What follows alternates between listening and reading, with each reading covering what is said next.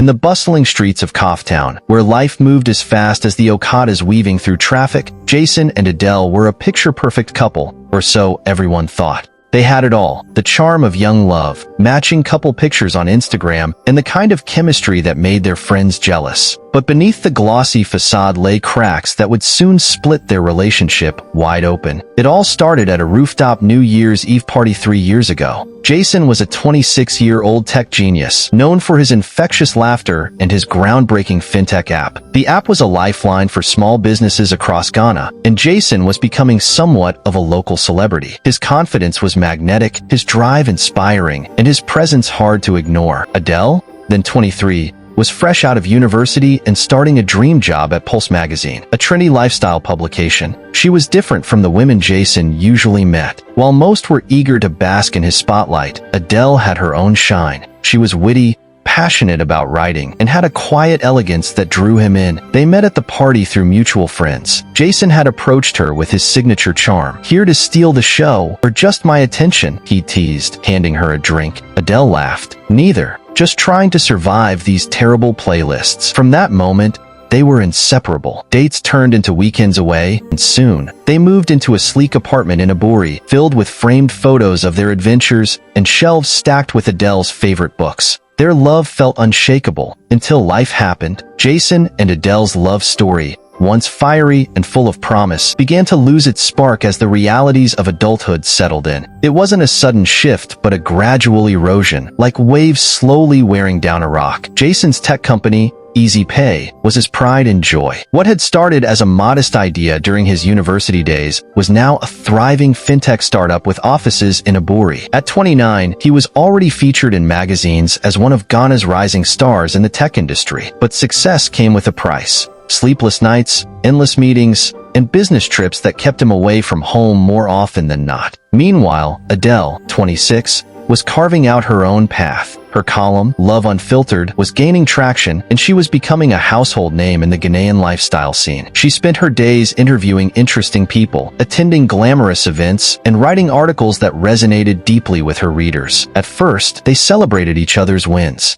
Jason would bring her flowers after a particularly successful issue of Pulse magazine, and Adele would prepare his favorite when he closed a big deal. But over time, their shared moments became fewer and farther between. Adele noticed the changes before Jason did. Changes such as late nights. Jason began coming home later and later, always with a perfectly reasonable excuse like, "The investors called for an emergency Zoom meeting," or "I couldn't leave until the servers were back online." Adele would nod, pretending not to notice the dark circles under his eyes, or the faint whiff of perfume that wasn't hers. Distance in the bedroom, that is intimacy, once a cornerstone of their relationship, became rare. Adele tried to reignite the spark. New lingerie, surprise massages, but Jason was too exhausted or preoccupied to notice. Jason, on the other hand, felt like he was constantly being pulled in 1,000 directions. The pressure to keep Easy Pay thriving was immense, and he convinced himself that Adele would understand. "I'm doing this for us," he often told himself, but deep down, he knew he was neglecting her. One evening, Adele prepared a special dinner. She'd spent hours cooking his favorite jollof rice with grilled chicken and fried ripe plantain, lighting candles to set the mood. She even wore the blue dress Jason once said made her look like a queen. But when Jason walked through the door, he barely glanced at the table. "Sorry, babe,"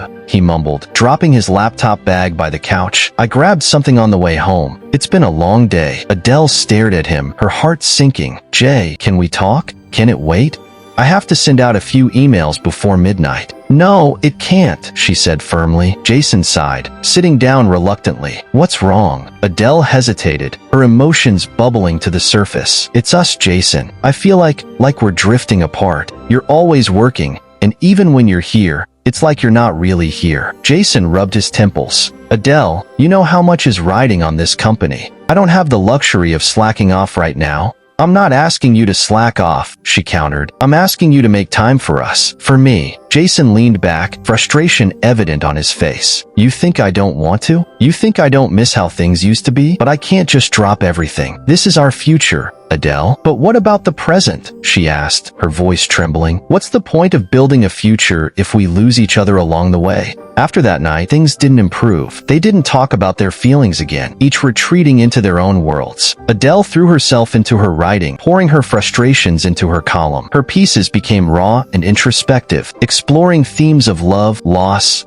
and longing. Readers loved it, but it only made her feel lonelier. Jason, on the other hand, became even more consumed by work. He rationalized his absence by telling himself that Adele would thank him later when their dreams came true. But the distance between them grew, manifesting in small but hurtful ways. Adele stopped waiting up for him at night. Jason stopped noticing when she wore her favorite perfume. They began eating meals separately, even on weekends. Their friends noticed the change too. You guys okay? Masha asked one afternoon as she and Adele sipped iced lattes at a cafe. We're fine, Adele lied, forcing a smile. Fine doesn't sound very convincing, Masha replied. Look, if something's wrong, you need to talk to him. Don't let it fester. But how could Adele fix things when she didn't even know where to start? Jason and Adele's relationship, already fraying at the edges, reached a tipping point one humid Saturday evening. Adele sat on the edge of their couch, her fingers nervously tracing the rim of her wine glass. The atmosphere in their chic Abori apartment was unusually tense. Outside, the hum of the city carried on as if nothing had changed, but inside, a storm was brewing. Jason, leaning back in the armchair across from her, finally broke the silence. I need to talk to you, he said,